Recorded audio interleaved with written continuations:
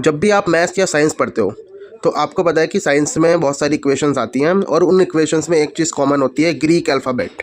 और जब आप उन्हें पढ़ते होंगे तो आपके दिमाग में भी आता होगा कि कोई भी साइंटिस्ट किसी भी जगह का वो अपनी इक्वेशंस में या जो भी चीज़ वो कर रहा है उसमें ग्रीक अल्फ़ाबेट्स का ही यूज़ क्यों करता है। दुनिया में इतनी सारी भाषाएं या जिस भाषा से वो ओरिजिनेट करता है उससे क्यों नहीं करता। जैसे कि कोई इंडियन साइंटिस्ट है, अगर वो भी कुछ डिस्कवरी करते हैं, कोई इक्वेशन बनाते हैं, तो अपने का खा गा इन सब का यूज़ क्यों नहीं करते, वो ग्रीक अल्फ़ाबेट्स का ही यूज़ क्यों करते हैं।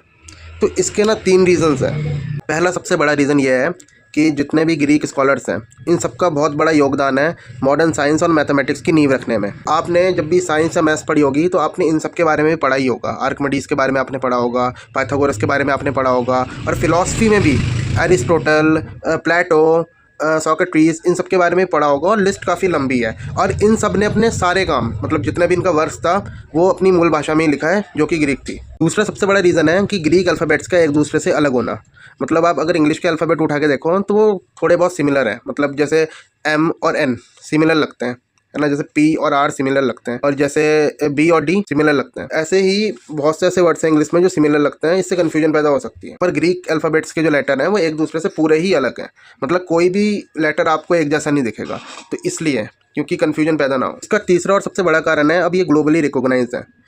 कुछ सिंबल्स ऐसे हैं जो परमानेंट बन चुके हैं और परमानेंट एक ही चीज़ को रिप्रेजेंट करते हैं। जैसे पाई है, अब पाई जैसे ही मैं बोलता हूँ तो ये भी एक ग्रीक लेटर है, ग्रीक अल्फ़ाबेट है। अब पाई जैसे ही बोलता हूँ तो आपको ये नंबर याद आता है। अगर मैं सिग्मा की बात करूँ तो मैथ्स में ज़्यादातर सिग्मा समीशन के काम आता है, किसी चीज़ को जोड़ने के काम आता है। मैंने सिग्मा नोटेशन में भी एक वीडियो बनाई थी, तो सिग्मा ज़्यादातर जोड़ने के ही काम आता है हर जगह। और ऐसा नहीं है कि आप किसी दूसरी लैंग्वेज का इस्तेमाल नहीं कर सकते, आप कर सकते हो, मगर आपका वर्क समझने में फिर बहुत से लोगों को दिक्कत हो जाएगी। सेट में, मैथ्स में एक सेट वाला कॉन्सेप्ट आता है, उसमें इस सिंबल का यूज़ होता है और ये सिंबल ग्रीक सिंबल नहीं है, ये हिब्रू का सिंबल है।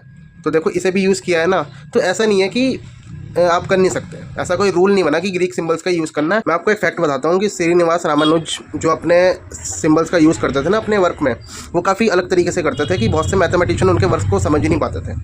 अगर इस वीडियो में रिस्पॉन्स अच्छा आया तो मैं उस पर भी एक वीडियो बनाऊंगा कि वो सिंबल्स का यूज़ कैसे करते थे।